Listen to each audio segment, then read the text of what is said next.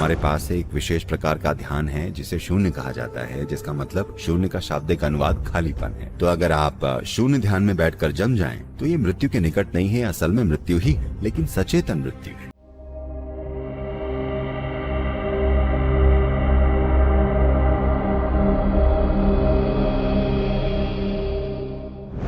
मृत्यु के निकट के अनुभव की बात है तो देखिए, जिस चीज को ध्यान कहा जाता है, हमारे पास एक विशेष प्रकार का ध्यान है जिसे शून्य कहा जाता है, जिसका मतलब शून्य का शाब्दिक अनुवाद खालीपन है। ये सही अनुवाद नहीं है, लेकिन कोई सटीक अंग्रेजी शब्द नहीं है, तो खालीपन है या कुछ ना होना है।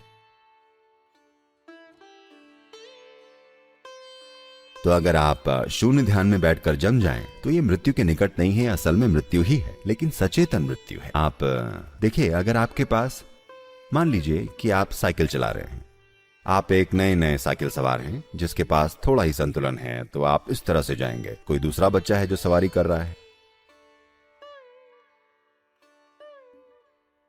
वो अपने हाथों को खाली छोड़कर सीटी बजाएगा और यहां देखेगा वहां देखेगा, सवारी करेगा और तरह की चीजें करेगा, हैंडल पर खड़ा होगा और घूमेगा, कूदेगा, सब करेगा।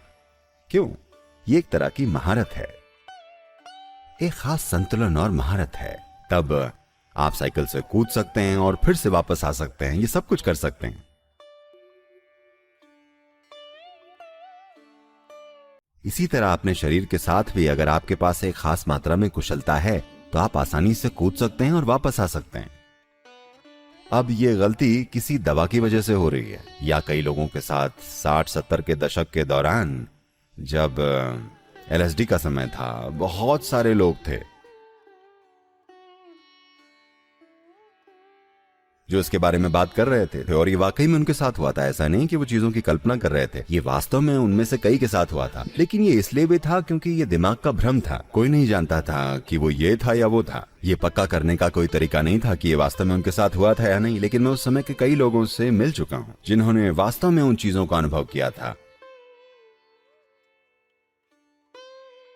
जिससे उनका जीवन कई महीनों में बदल गया था, एक अजीब तरीके से। लेकिन अचानक उनके बारे में सब कुछ बदल गया, सिर्फ इसलिए कि कहीं ना कहीं उन्हें आभास हो गया था कि शरीर को थोड़ा आगे पीछे किया जा सकता है अगर आप चाहें तो। ये स्थायी चीज नहीं होती, बस उस थोड़ी सी जागरूकता ने उनके जीवन को देखने के तरीके, उनके व्यवहार और जीवन में करने की चीजों को बदल दिया।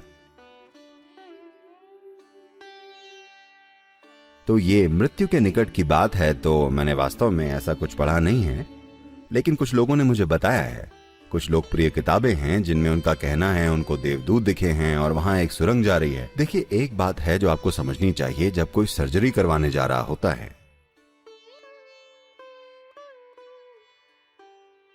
तो डॉक्टर्स आश्वस्त हो सकते हैं, मरीज को हमेशा डर लगता है कहीं वो मर ना जाए। हेलो, डॉक्टर आश्वस्त हो सकते हैं, उनको केस पता है, उन्हें पता है वो क्या कर रहे हैं, 99% वो आश्वस्त होते हैं कि वो क्या कर रहे हैं।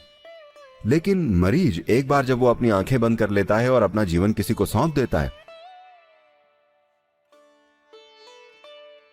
उसको हमेशा डर लगता है कि क्या होगा। तो हर छोटी चीज को वो मृत्यु समझता है। ऐसा लोगों के साथ होता है। अगर आप किसी के सिर पर बंदूक रख दें और बस चला दें और निशाना चूक जाए या बंदूक खाली हो, तो वो लगभग मर जाते हैं। मृत्यु के करीब का अनुभव होता है। वो कुछ समय के लिए गुम हो जाते हैं और फिर वो वापस आ जाते हैं। असल में वो सोचते हैं कि वो चले गए थे और वापस आ गए, और उन्होंने सीन को ऊपर से भी देख लिया था, क्योंकि ऐसा हॉलीवुड की वजह से होता है। तो मानव मन अनुभवों के अनेक आयामों को बनाने में सक्षम है। इसको मृत्यु के रूप में नहीं समझ लिया जाना चाहिए। ये जीवन है, सबसे पहली बात। खैर, मैं मृत्यु पर एक किताब लेकर आ रहा हूं, अंदर की बात। मैं इसको 6.5 साल से लिख रहा हूं, ये अभी तक पूरा नहीं हुआ है। उम्मीद है अगले साल या उसके बाद में इसे लेकर आऊंगा। मैं ऐसा इसलिए कह रहा हूं क्योंकि वास्तव में मृत्यु जैसी कोई चीज नहीं है। ये केवल जीवन, जीवन और जीवन है। इसका एक आयाम से दूसरे आयाम में, दूसरे आयाम से अगले आयाम में जाना है। तो अगर मैं एक आयाम को खो दूं तो ऐसा लगता है कि वो मर गया है। अभी ये एक मेडिकल फैक्ट है कि उनका कहना है कि लगभग 15 दिन में आप अपने मौजूदा शरीर का 7 किलो वजन खो देते हैं और कुछ नया उसकी जगह ले चुका होता है। हर 15 दिन में आपका वजन चाहे जो भी हो, आपको बस ये हिसाब लगाना है कि आप कितने पखवाड़े में पूरी तरह से जा चुके हैं।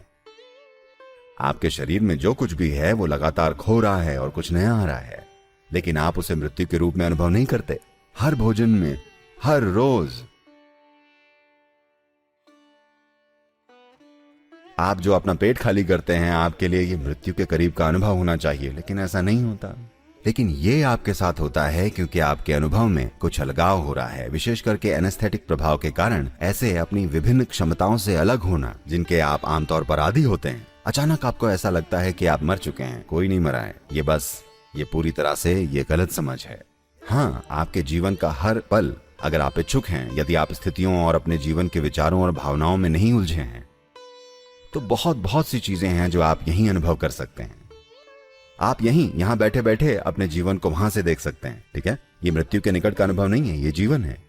लेकिन क्योंकि जैसा कि मैंने कहा, दुर्भाग्य से बहुत सारे लोगों के लिए क्षमताओं की कमी होना अच्छी तरह से काम करता है। ये अच्छी बात नहीं है। ऐसा हुआ, एक आदमी अपने एक घनिष्ठ मित्र से 25 साल के अंतराल के बाद मिला, जिसे वो अच्छे तरीके से जानता था जब वो यूनिवर्सिटी में साथ में थे। तो उसने उसे रात के खाने के लिए घर पर आमंत्रित किया और एक भारतीय परिवार होने के नाते पत्नी सेवा कर रही थी और ये दो आदमी खाना खा रहे थे। और हर बार जब उसे अपनी पत्नी से कुछ चाहिए होता था, कुछ मांगना होता था, तो वो कहता, मेरी हनी, मेरी स्वीटी पाए, मेरी बू बू बू, मेरी कुकू, मेरी बुलबुल, और जो भी होता है। आप तमिल हैं इसलिए मेरी थंगम, मेरी चुच्चू और वो सारी चीजें। तो खाना होने के बाद दोस्त निकलने को था और वो बोला, तुम कमाल की जिंदगी जी रहे हो, है ना? मेरी पत्नी के साथ मेरी शादी को 15 साल हो गए हैं, हम एक दूसरे की शक्ल भी नहीं देख सकते। जिस तरह से तुम अपनी पत्नी पर जैसे प्यार बरसा रहे हो, वो वाकई शानदार है। वो बोला, तुम क्या बात कर रहे हो? उसने कहा, तुमने उसे बुलबुल कहा, तुमने थंगम बुलाया, तुमने उसे वो कहा। उसने कहा, अरे यार, मैं उसका नाम 7 साल पहले ही भूल चुका हूं।